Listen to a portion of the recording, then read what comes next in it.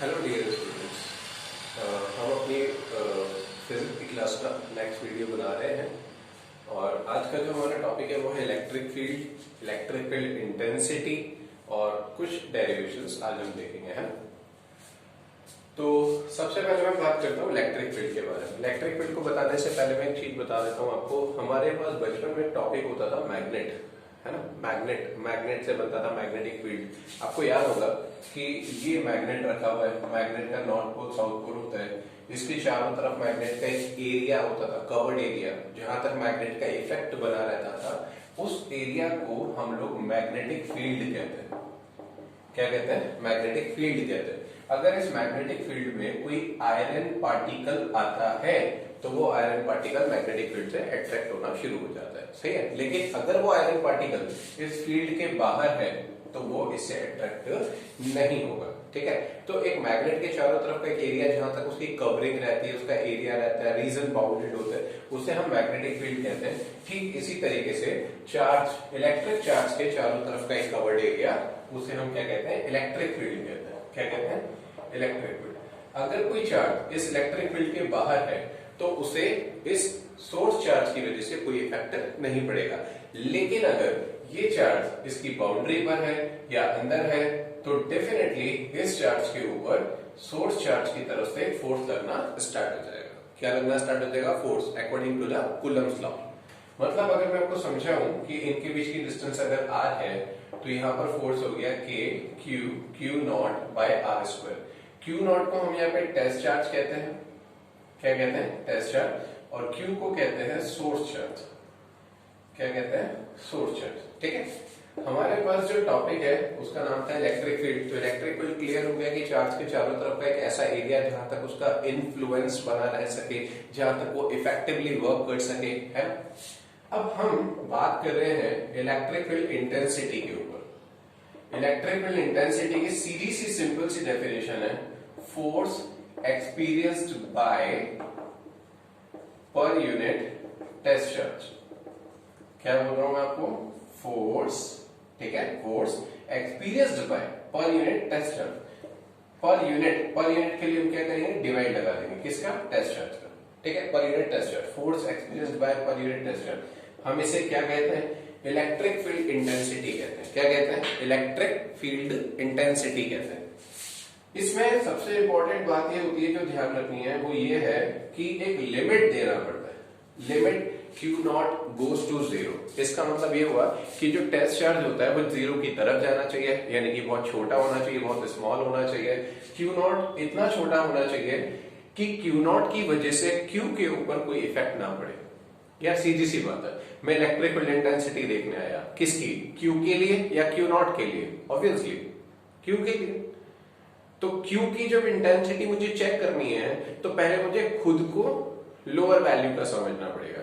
Q not को अगर हम कम वैल्यू का लेंगे तभी हम इसके द्वारा अप्लाई किए गए फोर्सेस को, फील्ड को अच्छे से स्टडी कर पाएंगे। तो इसके लिए Q नॉट का वैल्यू बहुत छोटा होना चाहिए ताकि Q नॉट Q को किसी भी तरीके से डिस्टर्ब ना करे।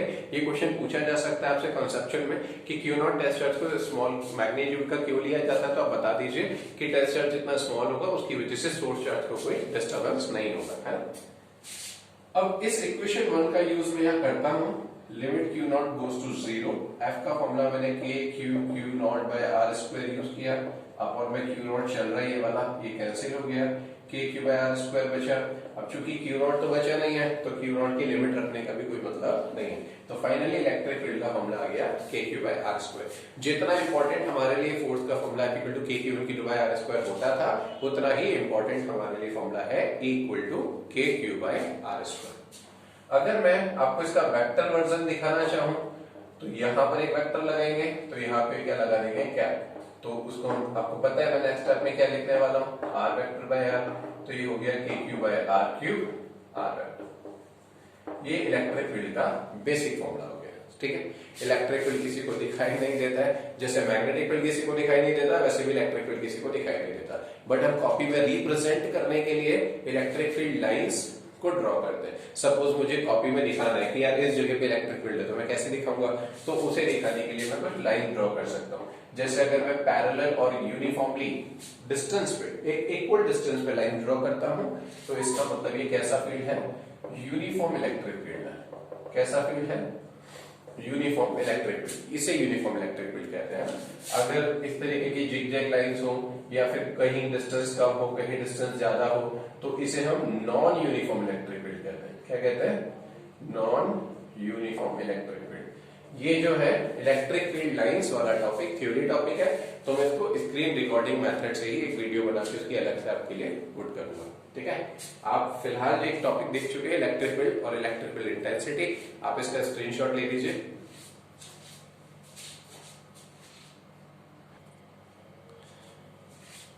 ओके डियर, हमारे पास अब नेक्स्ट टॉपिक है इलेक्ट्रिक डाइपोल। इलेक्ट्रिक का मतलब तो बार बार कॉन्सेप्ट चार्ज के ऊपर ही आने वाला है। डाइपोल मतलब जिसमें दो पोल होते हैं, है ना। आपको यहाँ पर एक सिस्टम दिखाई दे रहा है जिसमें दो चार्जेस हैं, आप देख रहे हैं इक्वल मैग्नीट्यूड है Q एंड Q। मैंने कोई Q1 Q2 नहीं किया, मैग्नीट्यूड इक्वल है बट नेचर अलग अलग होता है। एक नेगेटिव चार्ज होता है, एक पॉजिटिव चार्ज होता है ना। ये दोनों जब एक दूसरे से बहुत कम डिस्टेंस पे, बहुत कम, आप इमेजिन कीजिए समथिंग 10⁻⁻14 मीटर की डिस्टेंस के आसपास जब ये होते हैं तो इस पूरा सिस्टम ये जो बन रहा है हम इसे क्या कहते हैं, इलेक्ट्रिक डाइपोल कहते हैं। क्या कहते हैं, इलेक्ट्रिक डाइपोल। हम यहाँ पे इनके बीच की डिस्टेंस को 2a से कंसिडर करते हैं। 2l ले लीजिए, 2a ले लीजिए। एक्चुअली 2a इसलिए लिया है ताकि कभी हमें यहाँ से यहाँ तक की डिस्टेंस की जरूरत होगी तो हम इसको a मान सकते हैं, हमें फ्रैक्शन में पढ़ना नहीं पड़ेगा, है ना।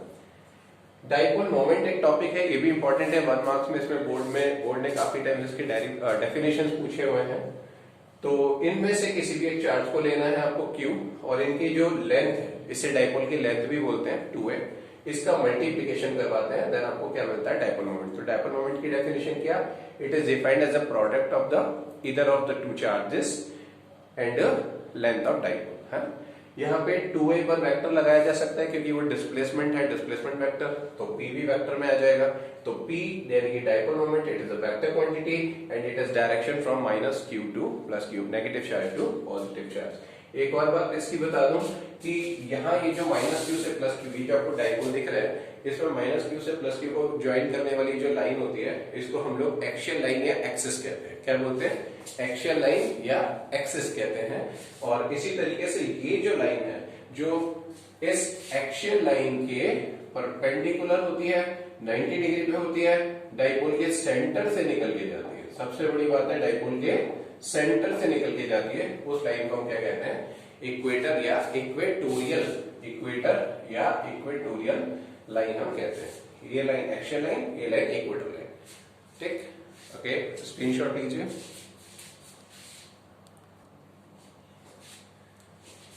ओके, अब मेरे पास एक नेक्स्ट टॉपिक है जिसके बारे में मैं आपसे बात करने वाला हूं। टॉपिक का नाम है इलेक्ट्रिक फील्ड इंटेंसिटी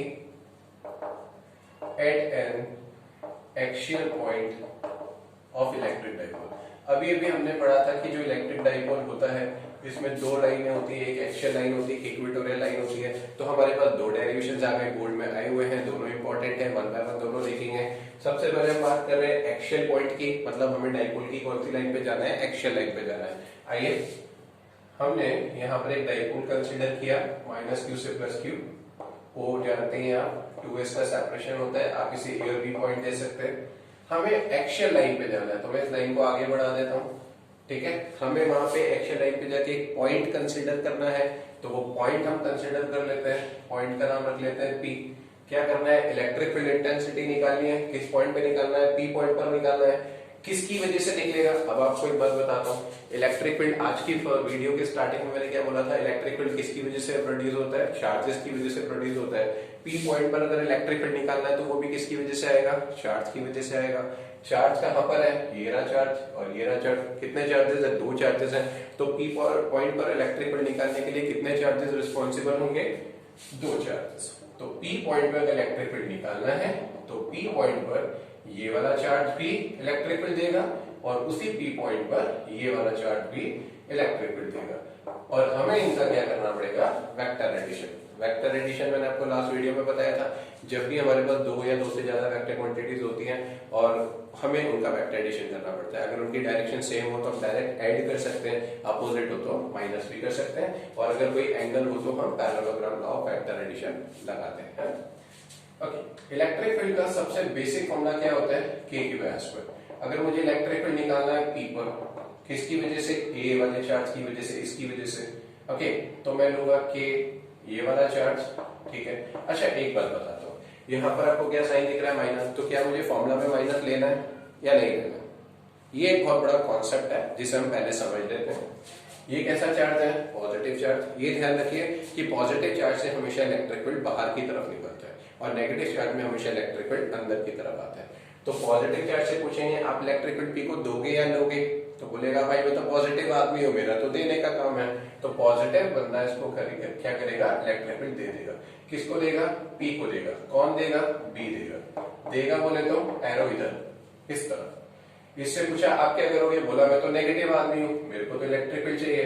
तो पी पर जो इलेक्ट्रिक फील्ड ए की वजह से आएगा वो इस तरफ आएगा। अब आपको समझ में आ रहा होगा कि इस स्ट्रेट लाइन पर ईपीबी राइट में जा रहा है और ईपीए लेफ्ट में जा रहा है, मतलब दोनों की डायरेक्शंस अपोजिट है। यानी कि मैं यहाँ पे लिख सकता हूं कि अगर मुझे नेट इलेक्ट्रिक फील्ड चाहिए तो ईपीबी में से ईपीए माइनस कर दिया जाए। ईपीबी में से ईपीए माइनस। माइनस क्यों? क्योंकि दोनों की डायरेक्शन अपोजिट है। और ईपीबी को पहले क्यों लिखा? क्योंकि हम हमेशा किसको फेवर करेंगे? पॉजिटिव चार्ज को। किसको फेवर? पॉजिटिव को। ऐसा कुछ नहीं है, अगर आप उल्टा भी लिखोगे तो कोई इश्यू नहीं है, आंसर वही आएगा बट नेगेटिव साइन के साथ आएगा, है? ओके, तो ईपीए के लिए हमें क्या करना है? पी पर निकालना है ए की वजह से। अच्छा, हमने अब डायरेक्शन ले लिया, इसलिए हम चार्ज का ना माइनस साइन यूज करेंगे ना प्लस साइन यूज करेंगे। तो ईपीए का मतलब हो गया के क्यू बाय ए की वजह से। यहाँ लिखा हुआ है हमें पी पर निकालना है, किसकी वजह से? ए पर। पी पर ए से ये पूरी डिस्टेंस आएगी पी ए स्क्वायर, ठीक है। हम मान लेते हैं सेंटर से ये वाली वैल्यू कितनी है? आर। ये कितना हो गया? ए हो गया। ये कितना हो गया? ए हो गया। थोड़े से समझदार है आप, ये वाली वैल्यू पूरा एपी बन रहा है, एपी में ए आ रहा है और आर आ रहा है, तो ये हो गया आर प्लस ए का स्क्वायर। सही है। दूसरी तरफ अगर मैं पी पर बी की वजह से निकालता हूं तो पी पर बी की वजह से, बी पर क्या चार्ज है? क्यू अपॉन बी से किसकी डिस्टेंस? पी की, बीपी स्क्वायर। बीपी का वैल्यू क्या आने वाला है? ये वैल्यू कितना है? आर। ये वैल्यू कितना है? ए। माइनस हो जाएगा, आर माइनस ए स्क्वायर आ गया। सही बात है। इन दोनों को उठा करके इसमें पुट कर देंगे अपन। So EP is equal to EPB। EPB का वैल्यू क्या आ रहा है? K Q by R minus A का whole square minus K Q by R plus A का whole square. K Q common ले लेंगे, 1 बाय आर माइनस ए का whole square minus 1 by R plus A का whole square, ठीक है। फिर हम क्या करेंगे? एलसीएम लेंगे, ठीक है। मैं इसको रोक रहा हूँ टाइम बचाने के लिए। आप इसको देखिए, मैंने इसको कंप्लीट किया है अभी। और P पर हम वेक्टर लगाते हैं तो E पर वेक्टर आ जाएगा। इसको मैं आपको समझाता हूँ इस बार। आपने इन दोनों में बड़ा इलेक्ट्रिक फील्ड किसको कंसीडर किया था? EPB को। मतलब नेट डायरेक्शन जो है वो किसकी आने वाली है? इलेक्ट्रिक फील्ड की राइट में आने वाली है। किधर आने वाली है? राइट में। और जो डाइपोल मोमेंट होता है, हमने लास्ट टॉपिक में पढ़ा था, उसकी डायरेक्शन होती है माइनस क्यू से प्लस क्यू की तरफ। तो ये आपका माइनस क्यू, ये आपका प्लस क्यू। तो डाइपोल मोमेंट की डायरेक्शन में किधर होगी? माइनस क्यू से प्लस क्यू। दोनों की डायरेक्शन कैसी आ रही है? सेम आ रही है, इसलिए हम यहाँ पे इसको इस तरीके से भी लिख सकते हैं, है? ये हमारा टॉपिक है electrical intensity at an actual point of electric dipole. ये भी बोर्ड में काफी टाइम 2 से 3 मार्क्स तक में पूछा जा सकता है। स्क्रीनशॉट ले लें, ठीक है। नेक्स्ट हमारे पास डेरिवेशन है, ये भी बोर्ड में 2 और 3 मार्क्स में आई हुई है। टॉपिक है electric field at an equatorial point. जैसे आपने लास्ट टॉपिक एक्सियल पॉइंट देखा ना, ऐसे ये वाला है इक्वेटोरियल पॉइंट। आपको इन डेरिवेशंस को बहुत तसल्ली से करना पड़ेगा। वीडियो देखने के साथ साथ आप एक कॉपी रख सकते हैं। Equatorial point of electric dipole. Electric dipole ये रहा, आप जानते हैं 2a टोटल लेंथ होता है। a 50-50% हो गया। कौन सी लाइन पे जाना है? इक्वेटोरियल पे जाना है। इक्वेटोरियल आपको बताया था ये एक्सियल होती है, ये इक्वेटोरियल होती है, इस पे चले गए। सेंटर से कितना डिस्टेंस चले गए? r। वहां पर हमने क्या करना है? इक्वेटोरियल पे जाके एक पॉइंट कंसीडर करना है। हमने ये p पॉइंट कंसीडर कर लिया, ठीक है। अब p पॉइंट पर इलेक्ट्रिक फील्ड लगेगा। कौन लगाएगा साहब? डाइपोल। डाइपोल के पास कौन है? 2 चार्जेस है, तो माइनस क्यू भी लगाएगा और प्लस क्यू भी लगाएगा, सीधी सी बात है। तो जब प्लस क्यू लगाएगा तो प्लस क्यू तो इसको इलेक्ट्रिक फील्ड दे देगा। क्या नाम रखेंगे, अगर ये बी पॉइंट है, ए पॉइंट है, तो हम इसका नाम रखेंगे पी पर लगाया इलेक्ट्रिक फील्ड, किसने, बी ने, तो ईपीबी। ये बाहर की तरफ रहेगा क्योंकि प्लस क्यू पी को देगा, और माइनस क्यू क्या करेगा, पी से नेगेटिव चार्ज क्या करता है, इलेक्ट्रिक फील्ड लेता है, और पॉजिटिव चार्ज इलेक्ट्रिक फील्ड देता है। तो ये लेगा तो कैसे लेगा, ऐसे ले लेगा, इस लाइन पे, इस डायरेक्शन में। हम इसका नाम रख देंगे ईपीए। सही है, ओके। अब आपको थोड़ी और चीजें बताता हूँ। ये वाली वैल्यू कितनी है, आर, ये कितनी है, ए, ऐसे ये आर है, ये कितनी है, ए है। पाइथागोरस थ्योरम से ये root r square plus a square हो जाएगा, ये वाली भी root r square plus a square हो जाएगा। आपको दिख रहा है इन दो ट्राइंगल्स में ये कॉमन है, ये कॉमन है, ये इक्वल है ना, तो ये दोनों एंगल कैसे हो जाएंगे, इक्वल हो जाएंगे। सही बात है, ओके। फिर हमने यहाँ पर एक हॉरिजॉन्टल लाइन कंसीडर किया, ठीक। अगर ये थीटा एंगल है तो अल्टरनेट एंगल ये भी क्या हो गया, थीटा हो गया। ये थीटा है तो कॉरस्पॉन्डिंग ये भी क्या हो गया, थीटा हो गया। एग्री। कंपोनेंट लेने आपको 11th क्लास में सिखाए थे। अगर ये मार्कर है, ये मार्कर इस हॉरिजॉन्टल के साथ थीटा बनाता है, तो ये हो गया मार्कर कॉस थीटा, और ये हो गया मार्कर साइन थीटा, है ना। ऐसे ये ईपीबी है, ईपीबी इस लाइन के साथ बना रहा है थीटा, तो ये लाइन पड़ेगी ईपीबी, बोलिए, ईपीबी कॉस थीटा, और ये लाइन पड़ेगी ईपीबी साइन थीटा, ठीक है। ऐसे ही ये लाइन पे ईपीए काम कर रहा है, ये थीटा है, तो ये इस लाइन के साथ ये मार्कर हुआ ईपीए, ये थीटा बना रहा है, तो ये पड़ेगा ईपीए कॉस थीटा, और ये पड़ेगा ईपीए साइन थीटा। हो सकता है आपको इसको समझने के लिए वीडियो को 2 बार देखना पड़े, इसमें कंपोनेंट देखने के लिए। कुछ कुछ स्टूडेंट्स को प्रॉब्लम आती है, मैं जानता हूँ, समझता हूँ, ठीक है। ओके, अब P पर अगर इलेक्ट्रिक फील्ड चाहिए तो कौन कौन लगाने वाला था, A लगाने वाला है, और कौन लगाने वाला है, B लगाने वाला है। हमें क्या करना है, हमें इन दोनों का वेक्टर एडिशन कर देना उठा करके, है। आप ध्यान से देखिए, अगर मैं P पर A की वजह से इलेक्ट्रिक फील्ड निकालता हूँ, इलेक्ट्रिक फील्ड का बेसिक फॉर्मूला क्या था, KQ बाय R स्क्वायर। ये सबसे बेसिक फॉर्मूला इलेक्ट्रिक फील्ड का हो गया, आपको हमेशा याद रखना, घट के बैठ जाना है इसको। P पर A की वजह से, P पर A की वजह से चार्ज K हो गया, चार्ज Q आ गया, बाय A से P की डिस्टेंस AP स्क्वायर, ठीक है। AP का वैल्यू कितना है, आप देखो हमने पाइथागोरस से फाइंड किया था, स्क्वायर भी लग रहा है ना, तो R square plus A square. ऐसे ही अगर मैं P पर B की वजह से निकालता हूँ, P पर B की वजह से, ये P पॉइंट है, ये B पॉइंट है, तो इसकी वजह से निकालूंगा तो KQ बाय BP स्क्वायर हो गया। तो BP स्क्वायर का वैल्यू भी तो वही है भाई, ठीक है, ये हो गया। आप ध्यान से देखें, आपको ईपीए और ईपीबी कैसे दिख रहे हैं, इक्वल इक्वल है, ईपी और ईपीबी इक्वल है, ईपी और ईपीबी इक्वल इक्वल आ रहे हैं, सही बात है।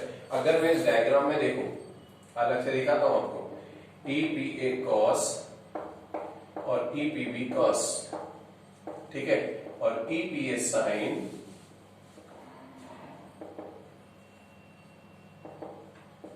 और ईपीए साइन, है ना, ईपीए साइन ईपीबी साइन, ये इस तरीके की सिचुएशन में चार टोटल मिला के 4 कंपोनेंट हमारे पास है। आप क्या सोचते हो इनके बारे में, ईपीए और ईपीबी इक्वल आ रहे कि नहीं आ रहे, आ रहे हैं ना। तो EPA EPB equal, sign sign भी इक्वल, दो बंदे इक्वल, डायरेक्शन कैसी है, दिख रहा है, कैसी है, अपोजिट है, तो ये एक दूसरे को क्या कर देंगे, फिनिश, कैंसिल, ऐसा लिख देंगे हम यहाँ पे स्टार पॉइंट लगा के, EPA sine and EPB sine are equal but in opposite direction, so they will cancel out each other. But EPA cos theta और ईपीबी cos थीटा, ये दोनों की डायरेक्शन कैसी है, सेम है कि नहीं है, सेम, सही बात है। तो ये दोनों ने क्या हो जाना है, ऐड हो जाना है, क्या हो जाना है, ऐड, ओके। ईपीए ईपीए हैगा, ये रहा, और वही वैल्यू किसके इक्वल है, ईपीबी के, मतलब ये दोनों इक्वल है। तो मैं ईपीए को तो ये लिखूंगा ही लिखूंगा, इस ईपीबी को भी क्या लिख दूंगा, ईपीए, कितना हो गया, 2 ईपीए cos थीटा हो गया, 1, तो 2 छोड़िए, ईपीए की वैल्यू कितनी है, ये रही cos थीटा का क्या करें, आप एक आइए जैसा, ये ट्राइंगल दिख रहा है आपको, ठीक है, इस ट्राइंगल में देखिए ये 90 डिग्री हो गया, ये थीटा हो गया। cos थीटा का फॉर्मूला क्या होता है, बेस अपॉन हाइपोटेन्यूज होता है।